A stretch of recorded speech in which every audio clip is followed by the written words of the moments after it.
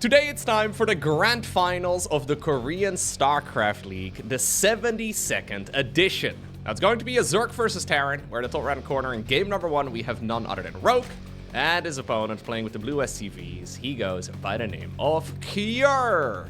I heard that this series is really fun, so let's find out together exactly what ended up going down. Now, this is something that Cure has been mixing in as of late. This could just be a scout, but it's very early. It's not a scout. A second SCV is going across the map. Okay, this was played a couple of days ago as of me casting it. I actually have been casting a lot of different events as of late, but for some reason, the KSL, the Korean StarCraft League, I haven't been featuring nearly as much. There have been a ton of StarCraft replays over the last couple of weeks, which is honestly amazing. I mean, a lot of people have been telling me the StarCraft 2 thing, it's a dead game. Still a million tournaments being played and still a gajillion replays for me to go ahead and check out. Now, this is going to be a triple Rex all in. Rogue is scouting. Oh, God. Okay, he sees it. He sees it. He sees it. That's big. Now, he did go hatchery first already. I don't believe this is early enough that he can... Okay, he's gonna try. That he can, well, pull a bunch of drones. Problem is, by the time that he arrives over at those barracks, I think the one is already gonna be finished. Okay, additional drones also joining in. Obviously, if you can get the drones on top of one of the Marines, as soon as it spawns, you can still kill it pretty easily. Anything slowed down here is big. He doesn't yet know, though, about the third one. There's a third barracks here up on the high ground, and that makes this commitment here from Cure pretty much an entire all-in. So the fact that he is maybe going to make the assumption... Okay, I guess it's going to be shown here. He's going to check the watchtower too, just to see what's up.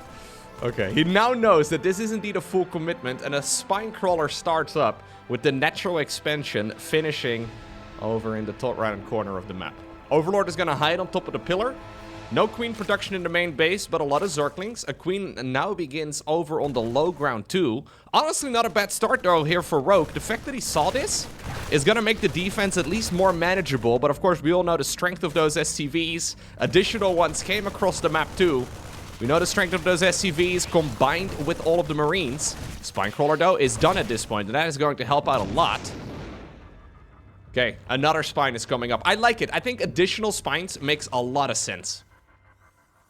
Brenda not going for the inject. She's saving energy here so she can actually transfuse a spine if needed. And the question now mostly becomes whether or not Cure is just going to commit now or if he's going to wait a couple minutes. How many of those Marines do you make before you fight? Well, apparently he's going to try and move in now. A lot of slow Zerglings. As long as the fight is on creep, everything's okay. 5 seconds away for a transfusion here onto the spine. I think Rogue should just preemptively use it, because transfuse is an instant heal and then also a little bit of a heal over time. Yep. So there's a double stage effect. No gas mined though. Additional SCVs show up. This is it. Cure decides to commit to a full all-in. He's trying to bait those Zerglings away from the spines. Now that the Lings though have a decent wraparound, yet I thought about sticking around for a little bit longer. Spines also positioned in such a way that the Marines can't just march up into the main base, which would of course be a disaster. No link speed though for Rogue. So it's not like he's gonna have a plan. His plan is to defend and just build up a bigger economy. 3 spines though is amazing. Yeah, 3 spines and a queen. I don't think you're gonna defend this. And you know what? Ever since Cure started doing this again, this is looking like the very first time it's failing. Maybe it's also failed once before. I'm not exactly sure. I haven't seen every single game, but at least in my memory, I feel like this worked every single time. It's not over yet, though. It's just that Cure only has 6 SCVs at this point. He does have a single orbital, but he's gonna have to kill quite a bit more in order to justify this. Spinecrawlers do take a while to root. No, I think Rogue has done this. Yeah. I think this is in the bag. Keep in mind, of course, that Marines don't regen without any medevacs. And we are a very long way away from any sort of medevac production here. Just a handful of SCVs remain. Yep. No, this is definitely defended. Rogue even has started making a few drones again. He really doesn't need to. He's got an Overlord scouting the low ground as well on the other side of the map, so he knows that this is one base, although I guess you could expect maybe that there's a command center hiding somewhere. He decides to go into an extractor now. Link speed would 100% seal the deal, although that's still going to be several minutes away too. I think Cure is going to just build up a bunch of Marines and commit one more time. But the odds of that happening, basically 0. I mean, the odds of it happening, I think, are 100%. But the odds of it succeeding are basically 0 here. Another spine is coming up. That's a lot of spine crawlers, by the way. Yeah, sure. Do another one. 5 spines. Brenda now also has a friend. Karen is out. Susan is just about to hop out of the hatchery as well. Those Marines are just waiting until they are sent in. It's going to be a sad moment. But I believe every single one of them is going to die. Link speed has now begun. Oh my god. Yeah, no. It's not gonna happen, dude. Oh, GG. No! We're on Ultra Love, but the player in blue spawned on the red side of the map and the player in red spawned on the blue side of the map. Or at the very least, the creep is going to cover up most of those LED strips. Either way, a nice game right there from Rogue, right? You can really see what happens if Zerg sees it coming in. There's a lot of locations where those barracks can be built, and you can't possibly cover every single spot unless you want to hide, I don't know, maybe like a drone or scout around the map or something, like your side of the map, that is. But I think in general, you need to get a little lucky, but when you get the heads up, it does not work out nearly as well for Terran. Still well managed though, because even sometimes when it's scouted, right, and we have seen that over the last couple of weeks, even when the proxy barracks get scouted, it is still something that Terrans can squeeze a victory out of. Now we find ourselves though on a brand new map. Barracks is going up inside of the main base. Once more a hatchery on the other side. Apparently we are not scared to go into a quicker spawning pool or a quicker gas geyser or anything like that. This is likely just going to be, yep, a gas geyser right over here. And then a spawning pool once more, pretty late, all things considered. I mean, what are the odds of him doing the same strategy twice in a row? That's the question you always have to ask yourself.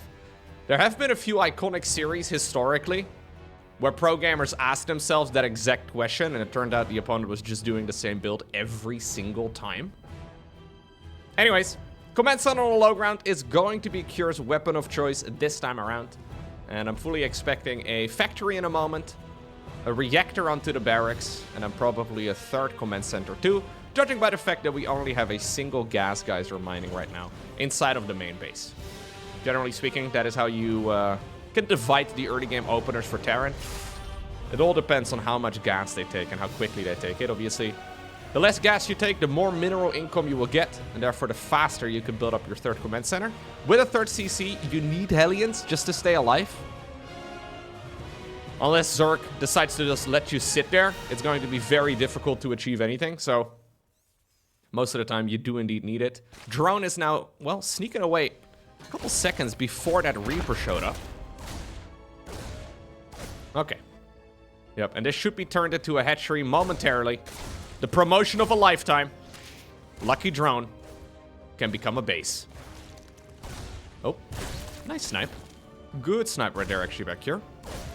So the problem right there for Rogue is that he just had paid for that hatchery, and he didn't have the minerals to quickly morph it into a spore crawler. It's one of the reasons why sometimes you see that third base getting delayed a little bit. I didn't pay attention to the exact mineral count at that point in the game, but I believe that he probably did not have the minerals there to actually morph in a spore crawler, so you look a little clumsy. Anyway, a drone and a Zergling so far going down, and there is indeed that third command center inside of the main base. Starport on the back of this. We may see a tech lab as well, built with the barracks, and then a switcheroo with the starport, so we'll see some Hellion Benchy shenanigans. Triple CC, Hellion Benchy. The gold standard in 2025. And 2024. And 2023. Actually, we did have a couple moments there where I guess the gold standard was a double barrack start. The 2-5 Reaper shenanigans that Terrans were very fond of, and that Cure has actually been bringing back a little bit again. Much like he's been bringing back the proxy barracks, I've actually been really liking Cure's games.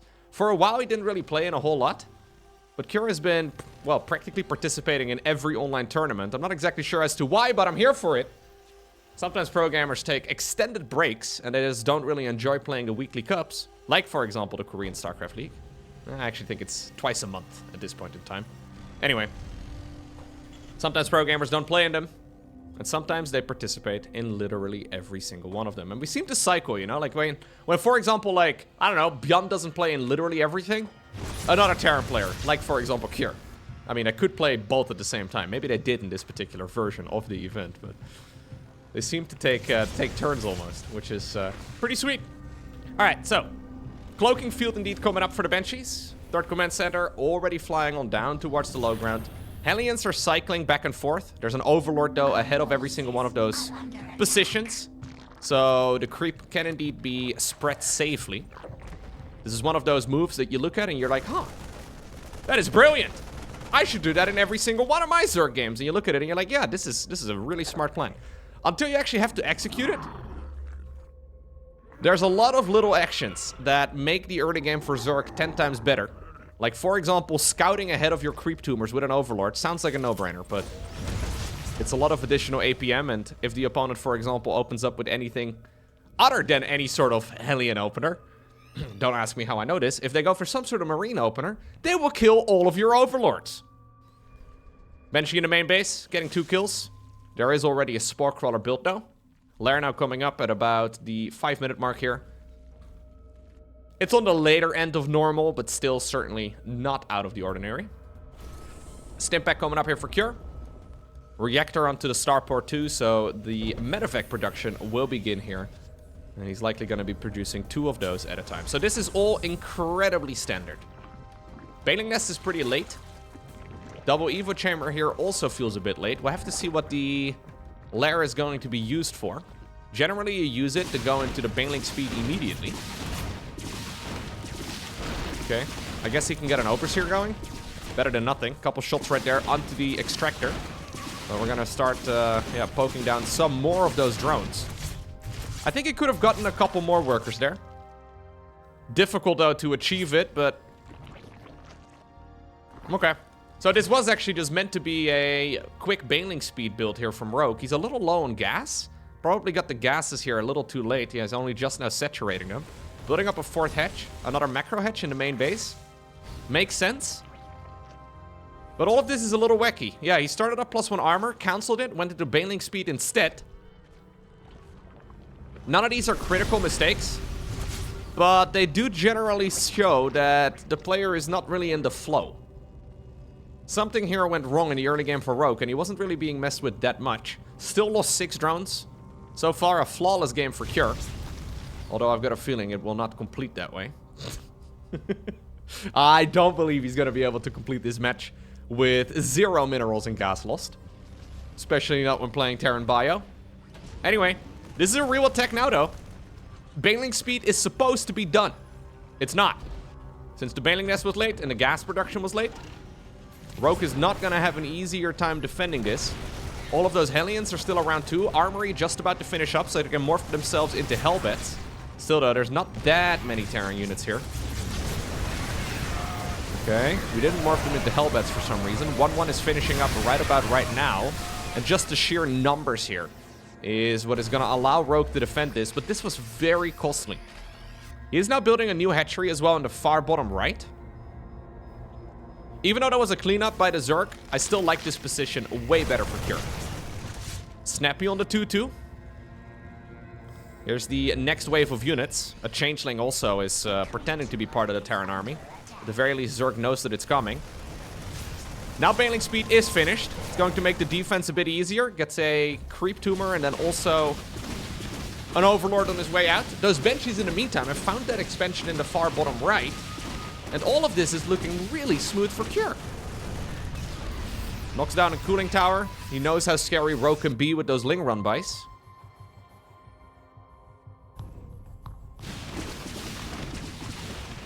The Queens are a bit late to the party, eh? Okay. This hatchery, honestly, in a world of trouble. Yeah, he's going to waste a little bit of energy on it. This always feels like a base that's just garbage. Like, I understand that Zergs want to get it there because the Terran is occupying the other side. Maybe this Ling Run bike can actually achieve something, though. Yeah, it is achieving something quite important here. The entirety of the Terran force is now retreating. No reaction for some reason here, as suddenly 30 SCVs fall down the gutter. Now, ooh, +2 also getting the knight here. One thing I've learned watching Cure's games over the last couple of weeks is that he now will no longer make SCVs. When Cure loses workers, tough luck. We are now doubling down on marine production, and that is his only way that he believes he can come back. And honestly, his army is looking absolutely massive. Still though, there's a lot of Zerg units and they're all on creep. So he basically stops SCV production and he just doubles down on army. 30 workers is all he's gonna have, and he's gonna try and just continue parade pushing. Look at the minimap. He's just sending in everything. Rally points have been set across the map. This is going to be a fight taking place deep on creep. But this is how Cure likes to play out his games of ZVT nowadays. Apparently there's a moment to make workers, and then there is a moment to make army. And we never do both at the same time. Oh my god, where are we going? Where are we going? Where are we going? Pick him up, pick him up, pick him up! He's baiting them into the siege tank range. Okay. 28 additional links just about to pop out. A very hectic game. That Terran army's looking monstrous though. Oh, he actually gets it. He actually gets it. No way. Wow, GG. Well, Cure apparently likes being aggressive. Game number 1, full aggression on the other side of the map. Triple barracks all in. Game number 2, we lose workers, no problem. Just send in the skeletons. Game number 3, we have a mass Reaper opener. This is very different than how I normally think of Cure. He's usually a very macro-oriented player, but apparently he's been enjoying the more spicy side of things lately. Can't blame the man. It's a lot of fun. Hyper-aggression is actually such a good way to play as well. If you can pull it off, gets a drone there. Not bad. Obviously, queens are very scary here.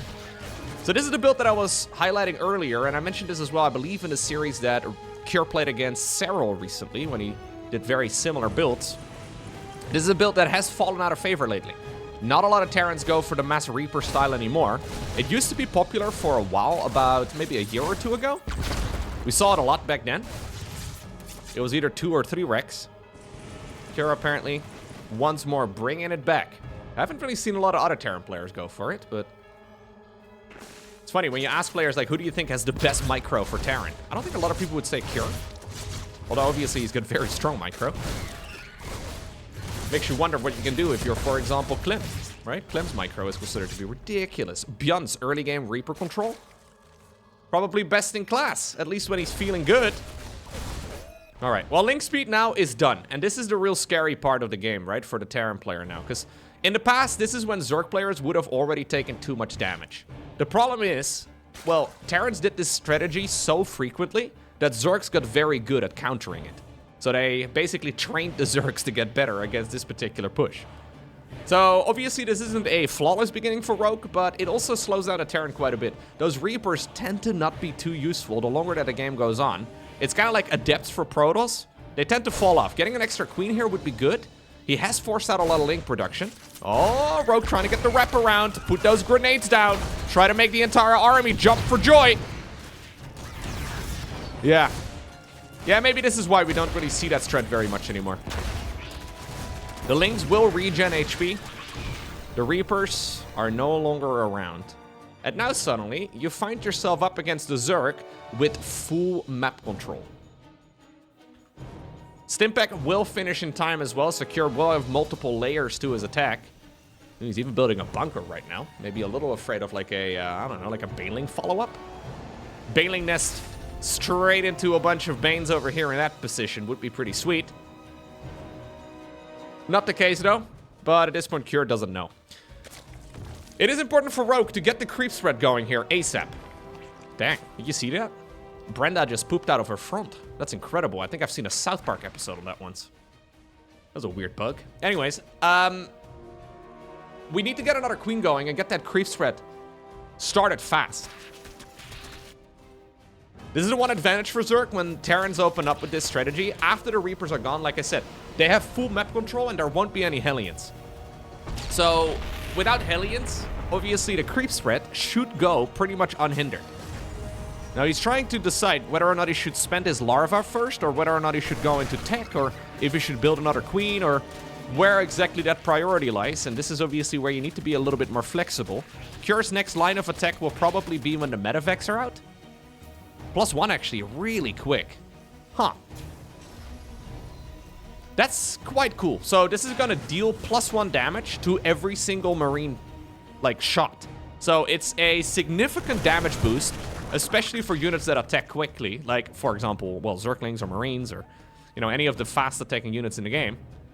Every single one of those Marines, for every single shot that it deals now, well, at least in 12 seconds, 10 seconds, it is going to deal additional damage. And this is a scary army. Zerglings and Queens alone can usually deal with this. How many links do we have? 48 versus 28 Marines. 2 Medivacs as well. Stimpack is going to hurt. +1 is going to hurt as well, though. I don't think this is just... Ooh, he's going to get this around, but those Marines... The surface area here for the Zerg is not ideal. It's a lot of dead Zerglings. An absolute bloodbath. I think that was about 60-ish Zerglings, maybe 50-ish Zerglings for 11 Marines. Not a bad trade. Combat Shields is going to finish up as well in a moment. He has, of course, disengaged. Lost a Medivac to the Queens. That's a bit sloppy. I don't really like that. Rogue must have clicked on one of those Marines. He realizes that he needs the armor upgrade here ASAP, although he was already researching it, it looks like. Now tanks are joining in too. Dude, this is a very interesting multi-layered attack by Cure. It's effectively a 2-base push. There is no third command center on the back of this, but I like this way better than the 2-base all-ins that we saw Maru going for a couple days ago. Okay, Baneling speed is not yet done. Marines have been left behind as well to protect the tanks, although I don't think that's going to be enough. Banelings, though, are being targeted. Nice micro there. In the meantime, we also have some Banelings over here, but Cure just absolutely crushed Rogue after losing the initial batch of Reapers. Next up, we find ourselves on Frostline, which is match point for Cure. And once more, we're sending out SCVs right at the very start of the game. This is some hyper aggro Terran playstyle here from Cure. I really like this.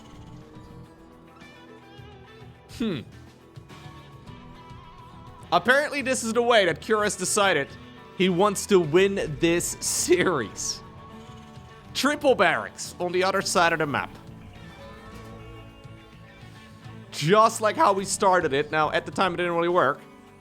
But just like game number 1 of this series, apparently we are gonna go for a very similar strategy.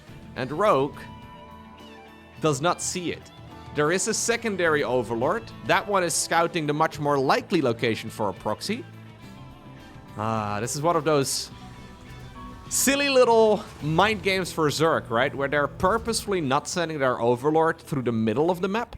Because why would you be hiding your barracks in the location that is most easy to scout? It doesn't really make a whole lot of sense. Cure playing the mind game here and winning it.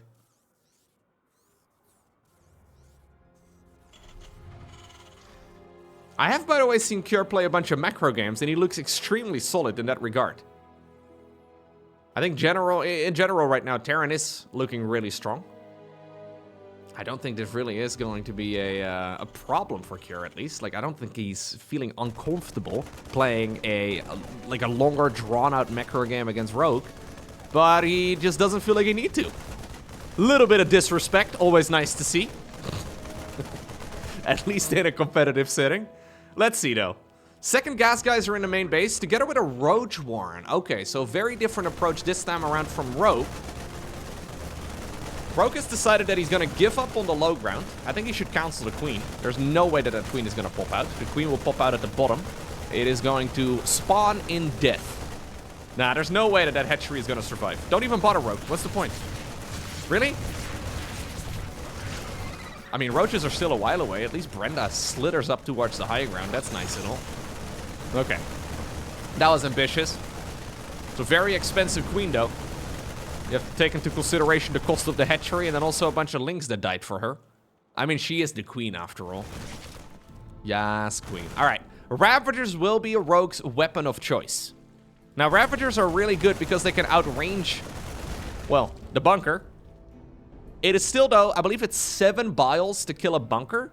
And with repairs, if you only have like 3 Ravagers and you throw a bunch of biles, they're just gonna repair it in between. So, Cure should probably just expand. Like, make a command center in the main base, call it a day. Because I don't think this is really going to be hyper-aggression on the back of this. He decides to double down. Of course he's doubling down. Concussive shells coming up. Marauders are being produced now too. There's 3 Ravagers. Marines can just deal with this. It's fine. Okay, repair. Yep.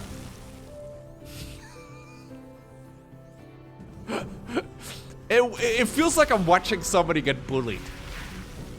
Am I allowed to enjoy this? Like, I have seen many anti-bullying campaigns when I was in school, you know? I feel like I'm not supposed to laugh at this. This feels really mean. Alright, there's a 4th Ravager now. Whoop-de-doo, it's still not enough to one-shot the bunker. Stimpak even being researched in the middle of the map. When's the last time you've seen a Terran player feel that ambitious? Apparently Cure cares as much for that bunker as Rogue cared for Brenda. Telling the Zerg army here to back off. It's 5 Ravagers. It's not enough. It's not enough. No. What is awkward? Link speed is now finished. He's setting up a concave at the bottom. Loses a Ravager. Oh, God. Yeah, it's not gonna happen, dude. I mean, money has to be spent to repair. Obviously, it's not free for Cure, but it's practically irrelevant. Ay, ay, ay. Stimpak is, by the way, ticking. It's about halfway done at this point. Oh. Sorry about that, Jimmy. Jimmy took a very heavy basketball to the crown of his head. Okay, well, Rogue has a lot. I think Rogue is likely... Oh. Ow! It's a really big basketball. I think he got 2 of them, didn't he? This is never going to work out favorably for Rogue. I don't believe it. So one thing here that's kind of nice for Rogue is that there still are no flying units out. But obviously Zerg doesn't have any early aggressive units with anti-air. I mean, the most aggressive unit would be Brenda, but last time I checked, she's pretty slow off creep. So there could easily be a Banshee or 2 out at this point. Cure could have easily made a base. Like, he could have easily made a command center and a Banshee at this point. Stimpak is finished, by the way. Medevac production instead. He doesn't even care. He does not care at all about making an expansion. Okay, here we go. This is the commitment. Rogue has finally broken out of his base. Bunker does indeed fall. Stimpak, though, has been activated. Hatchery does begin. Okay. That was a critical moment in the game, and Rogue actually breaks out of that position. I mean, combat shields just began as the fight was going on. A little ambitious. I think ambition is important, but that seemed delusional. Okay, and now suddenly we find ourselves in a bit of a weird spot. Zerg is going for an expo. Terran still does not have a command center that they, well, can position on the low ground. I guess he can fly his main base over. But in about 2 minutes' time, the main is gonna start running low. Like, half of those mineral fields are going to be mined out. Zerg is going in for a counterattack, though. Fair enough. Obviously, very little production here on the other side of the map, although a siege tank was made. The rest of the Terran army now also trying to make their way back home. Okay, bunker. Bunker might not be a bad idea, but... Okay, supply depot has gone down. Marines are still dancing around the medevacs in the middle of the map. Cure has continued the marine production too. This is now becoming a very scrappy game. 3rd hatchery building over Rogue. Rogue is thinking that there is a command center out there somewhere. There is not. Rogue is looking around, but why would Terran still be on a single CC? Alright, well, the barracks have finally been lifted off.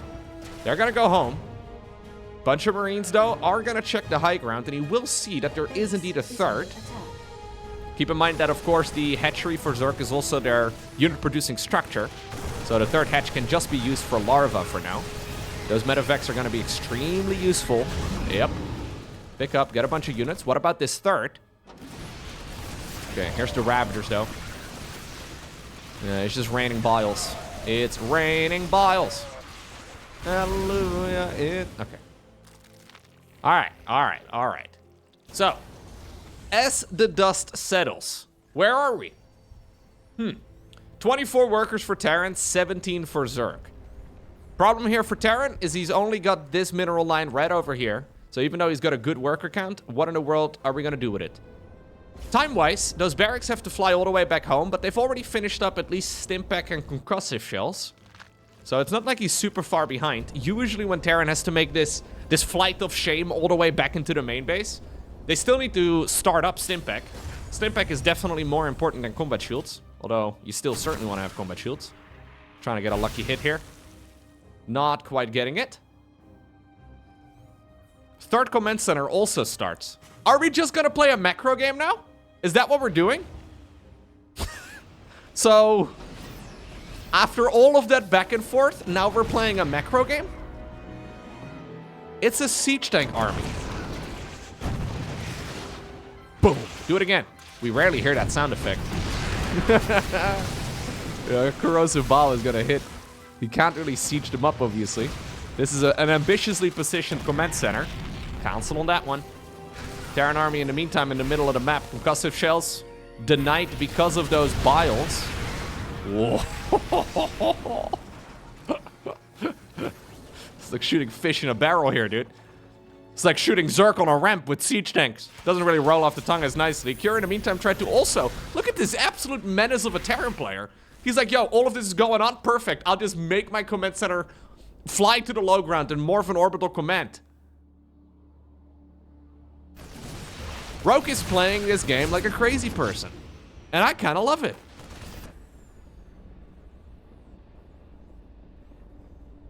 Okay, so Roke, or Cure Runner is playing this like a crazy person, sorry. Roke has started droning. So, how do we... How do we approach this now here as Terran? You have to kind of do something with this army. Obviously, the third command center got restarted inside of the main base.